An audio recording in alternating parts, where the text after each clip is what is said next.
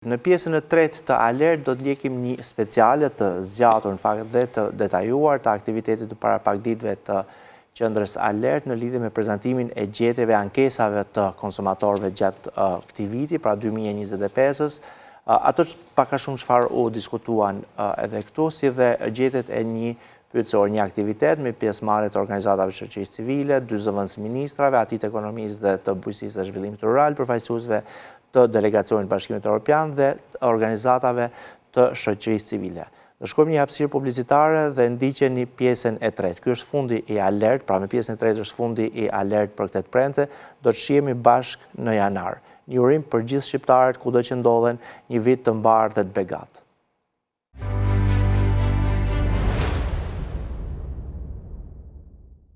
Në një kohë kur zhvillimet e shpejta në treg kërkojnë mbrojtje gjithnjë më të fortë për konsumatorët, situata në Shqipëri mbetet shqetësuese. Madje me hapjen e të gjithë kapitujve, kjo fushë përballet ende me sfida serioze.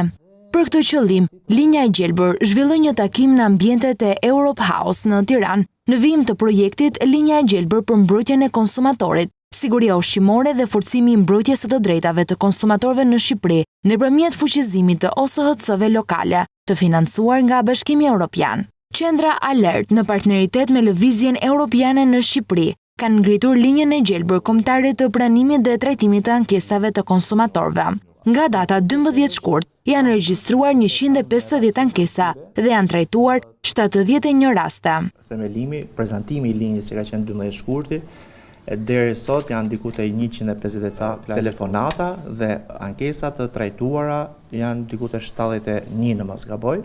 numri fiks të gjitha natyrave. Ka për siguri ushqimore, ka për produkte ushqimore, ka për tregti online, ka për mashtrime kibernetike apo diçka të ngjashme që lidhen me paketa turistike, por që ja kemi referuar policisë shtetit. Ka nga ato që kanë qenë si informacion më shumë, ka nga ato që nuk qëndrojnë ose nuk janë provuar më pas siç ka pretenduar ankuesi denoncuesi, sepse gjithmonë një ankesë duhet të faktohet. Në tryez u paraqit raporti me qëndrimet e qytetarëve, ku duket qartë mosbesimi për sektor të ndryshëm. Po jo, nuk është vetëm çështje besimi, besoj. Sa e besonin në aftësitë e institucionit për zbatimin e detyrave për mbrojtjen e konsumatorit, as pak 30.8%, disi 53.1%, mjaftueshëm 12.8% dhe shumë janë 3.3%. Granit Sokolaj, drejtor ekzekutiv i qendrës Alert dhe linjës telefonike falas 0800 26 26, thot se projekti është prezantuar deri më tani në 6 qytete të vendit, përmes trajnimeve dhe aktiviteteve informuese. Është vetmja linjë e para, ndoshta dhe e vetmja në Shqipëri që është dedikuar për ankesat e konsumatorit të gjitha natyrave. Për ata që nuk e dinë, ne nuk i delegojmë pranë institucioneve fillimisht, ne i negociojmë apo ndërmjetësojmë me entin privat ose publik për ta zgjidhur ankesën në favor të konsumatorit dhe kur nuk i zgjidhim ne ja delegojmë pastaj institucioneve rast pas rasti. Komisioni për mbrojtjen e konsumatorit, Ministritë të Ekonomisë, Autoriteti Kombëtar i Ushqimit, për erën në mos gaboj nuk kemi pasur, aviacioni civil, policisë shtetit. Pra ato që nuk i zgjidhim ne, i delegojnë institucionet, pas komisioni mblidhet, aku ja bën atë pjesën e vet sipas rasteve dhe jemi sot, po themi besoj, në përrjete masivisht e njohur të paktën, vetëm se ka i problem, shqiptarë shkruajnë komente të përgjithshme dhe nuk dërgojnë ankesa për çfarë diçka konkrete. Kemi pasur në kuadër fuqizimit të organizatave të shoqërisë civile lokale, kemi pasur aktivitete në 6 qytete të ndryshme, qendër qarku, me një numër relativisht mirë, qoftë organizatash, qoftë pjesëmarrës të tjerë që nuk janë organizata, po janë student, janë punojës të zyrave të mbrojtjes konsumatorit në njësitë e qeverisë vendore, të rinj të ndryshëm ose njerëz që janë në profesione të ndryshme por që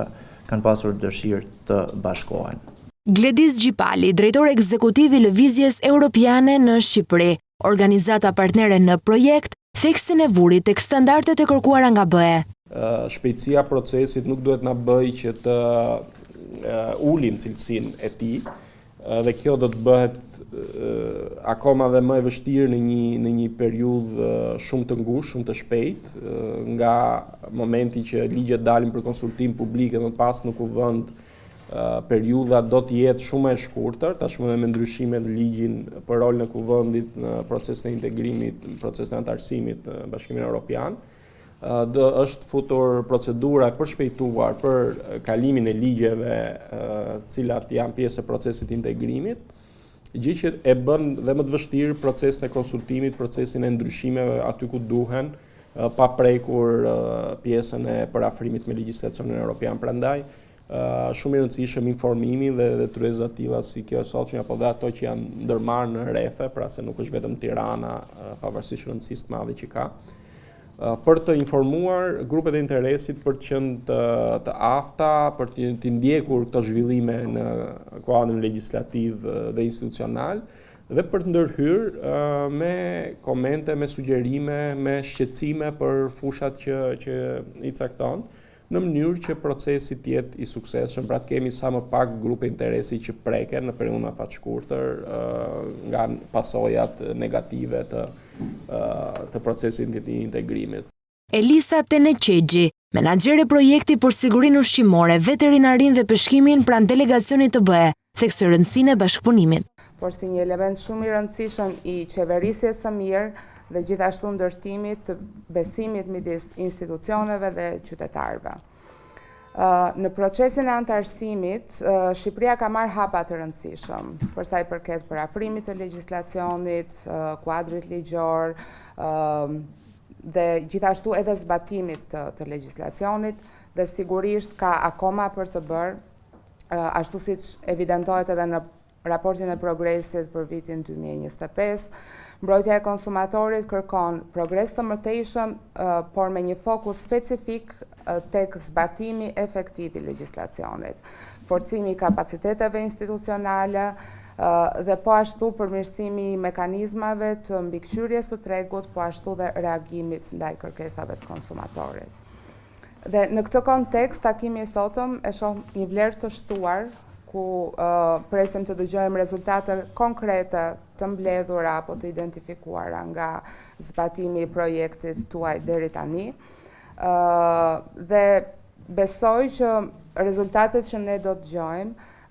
do të nxisin një lloj reflektimi për institucionet, për përfaqësuesit e institucioneve që janë këtu, po jo vetëm kaq, por edhe për shoqërinë civile, që është një nga hallkat më të rëndësishme të këtij procesi. Dhe për të kthyer tek fillimi i projektit, në fakt, kemi disa organizata që po zbatojnë ose janë mbështetur nga fondet e Bashkimit Evropian pikërisht për të fokusuar në të drejtat dhe mbrojtjen e konsumatorit, dhe jam e kënaqur që janë prezent në këtë sallë dhe mund të kontribuojnë gjithashtu me eksperiencën e tyre dhe me aktivitetet që kanë ndjekur. Në fakt, Bashkimi Evropian do vazhdoj të mbetet i angazhuar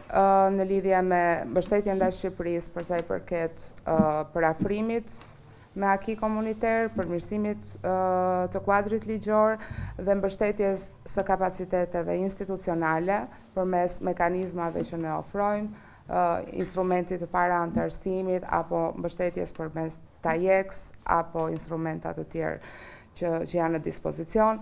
por dua të theksoj se kjo është një përpjekje e përbashkët, duhet jetë në fakt një përpjekje e përbashkët dhe një platformë shumë organike komunikimi midis institucioneve, shoqërisë civile, media, akademisë, sektorit privat, gjithashtu dhe deri tek konsumatori thjesht. Mbrojtja e konsumatorit është një investim në fakt në besim, në shëndet publik dhe në cilësinë e jetës së qytetarëve.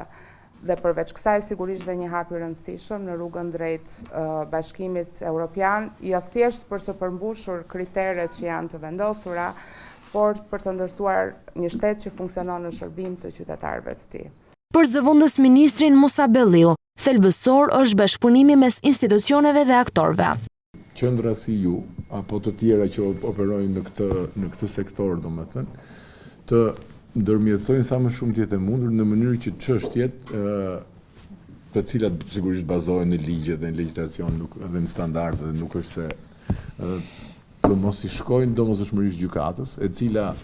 Jo vetëm ngarkohet sistemi gjyqësor, po vonohet edhe zgjidhja e këtyre çështjeve. Një detyrim kontraktual apo një tërheqje nga një porosi apo nga një kontratë dhe me radhë, janë të gjitha çështje që fare lehtësisht mund të zgjidhen nëse me ndërmjetësim pa vënë fare në lëvizje institucione. E treta që dua të theksoj është që kapacitetet shtetërore, sa i përket mbrojtjes konsumatorit, do të fuqizohen shumë në kuadër të integrimit evropian. Pra, përveç, ne do të lëvizim nga ky komisioni i mbrojtjes konsumatorit që është ad hoc dhe trajton ankesat brenda ministrisë, do të kemi një strukturë të posaçme e cila do të merret vetëm me mbrojtjen e konsumatorit, me ndërgjegjësimin e konsumatorëve, me fuqizimin e shoqërisë civile, e cila është gjithashtu një nga, le të themi, kemi dhe piket përmbyllëse kapitullin 28 që shteti në këtë rast duhet të ndihmojë shoqërinë civile për të rritur kapacitetet në drejtësimin në çështjeve të mbrojtjes konsumatorit. Kështu që kjo na duhet gjithëve patjetër. Sepse siç e thash,